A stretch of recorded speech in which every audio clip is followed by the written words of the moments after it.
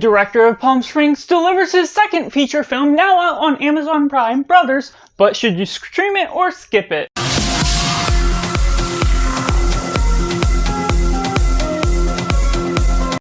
Welcome to Cinema, where we focus on a film. I'm Josh, this is Simply Cinema. Let me know down in the comments below. Have you seen Brothers? Do you like it? Do you not like it? Or is it somewhere right in the middle? Or if you're waiting for this review to decide if you're going to see it or not, make sure to like this video if you enjoy it. Subscribe if you haven't already. If you find this review to be beneficial and helpful to your audience, what you're looking for in the movie community. And going right into synopsis. As a reformed criminal tries to build a new life for himself, his brother comes back into the picture from out of jail and manages to pull him back into one more heist that could be the big score of their life. Starting with the positive, this has a good cast. What we get out of Peter Dinklage and Josh Brolin playing the brothers, as well as their mom, played by Glenn Close. How they get up their eccentric energy, their combination together delivers and makes it believable, the roles they're set in. And we also get Brendan Fraser, which is a cop that's trying to make a deal with the inmate that was played by Peter Dinklage, and how that all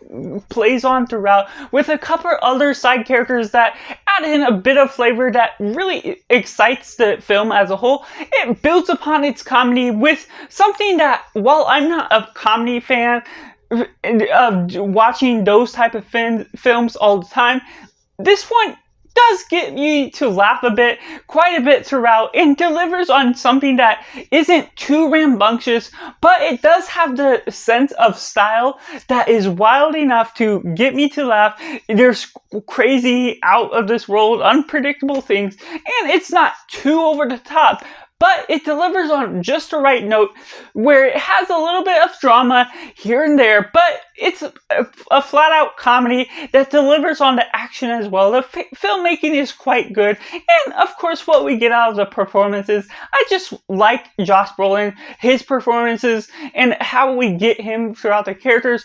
And Peter Dinklage, I'm a little less familiar with his filmography, as well as Glenn Close, but what we get out of them delivers, and Brendan Fraser just has a great time just delivering on his performance as the cop, just being smug and saying crazy quotes here and there. I am justice. And just the way that builds on throughout. There's just some moments that stand out by the quotes or by the certain scenes that really adds little twists here and there. It's not something that goes on and gets wild with twists here and there, but it does have those little things sprinkled throughout that makes you continue to watch this film. It doesn't feel like a film that's particularly meant for theaters, and so it's fitting on Amazon Prime, and it's working to the eccentric needs of what the film feels like it should be going to. And so it's a harmless film that isn't trying to take too many risks or being too crass or offensive with what it's trying to do, or being brave by being offensive. But the brotherhood relationship played by Josh Brolin and Peter Dinklage works to an effective degree without being too emotional or too moving with all of the beats that it has throughout. But it works to that eccentric thing and keeps you questioning certain things because of how certain things come about along the way. There's lies thrown out here and there, and what you have to believe based on whether someone is lying, what is the truth in certain situations. It doesn't pull up a mystery to how you're trying to solve something in any sort of way, and the certain crimes that come about aren't anything big or high class, but there is some things that you can just have a lot of fun. There's a gorilla that throws off your whole idea of what certain things are all about, and so it's just something that it could be essentially for anyone. But in going into the mixed elements, I'm not a comedy fan. Most of the comedy worked, but of course I gotta note to anyone that isn't much into comedies, it could hit or miss for you, what you get out of it. I think a lot of the writing is a lot smarter and works because it's not too rambunctious. It doesn't throw someone too far off the grid of believability or certain things. Yes, there's certain things that don't make sense, but it works within the genre that it's placed in. And so I'm just mentioning that for you to be prepared what you're getting into if you haven't watched it already. And so there's little things here and there that I could ask for the film to do a little bit more with.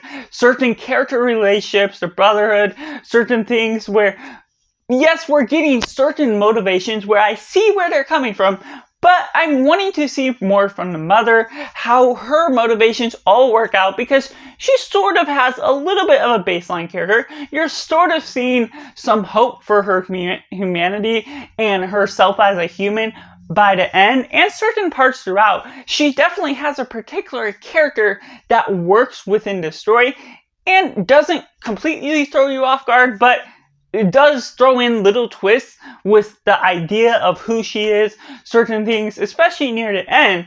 But it feels like there should be a little bit more to her character, little side characters here along the way, but that leads into the negatives. One thing I do feel is missing out of it a lot more is something that we get with Josh Brolin, the character he's playing, trying to get out of the game, trying to get out of this.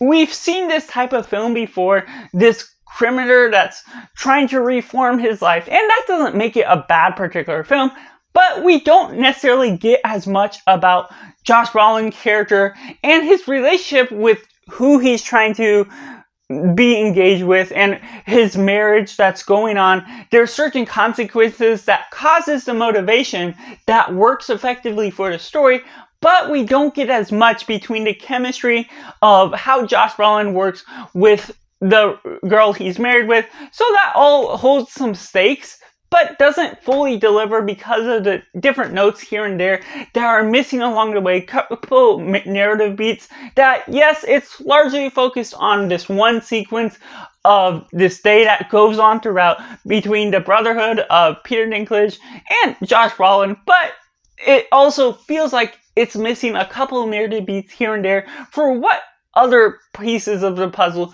should be fitting as a whole to build upon the characters that much more, make the character relationship a little bit more believable, especially with the side of that marriage sort of thing. So that's just my personal review for Brothers, which I have to rate as simply 6.5 out of 10. Let me know down in the comments below. Have you seen Brothers? Do you like it? Do you not like it? Or is it somewhere right in the middle?